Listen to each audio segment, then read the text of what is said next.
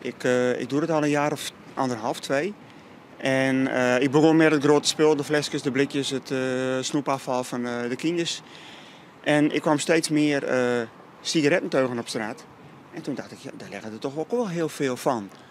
En omdat ik een app op mijn telefoon heb waarmee ik elk stukje zwerfafval fotografeer, krijg je ook en hou je thuis bij van hey, wat hij vond, waar hij het vond.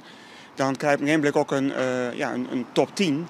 Ja, en op een gegeven moment stond de peuk met stip op nummer 1. Ik stoor mij aan zwerfafval. Ik vind het gewoon anti-reclame voor de stad dat er rotzooi op straat lijkt. En dan kan je me er aan storen en het leger laten en denken van iemand anders doet het wel op. Maar ik kan het ook zelf doen.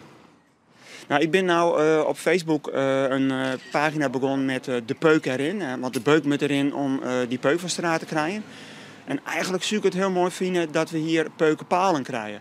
Dat is gewoon een koker in de vorm van een sigaret waar mensen hun sigaret in gooien kennen. En niet meer op straat. Maar de meisje naar de orde aan. Ja, en ik weet ook wel zeker dat het onmogelijk is om iedereen zijn vet te krijgen. Want ja, als je met een dronken bui naar huis te fietsen, dan ga je echt niet denken van, het vissen die peukenpaal nou ophongen. Dan gaat hij echt wel op straat. Maar ik bezie het uit me zo van, er liggen hier direct in de omgeving al een stuk of 30, 40 peuken.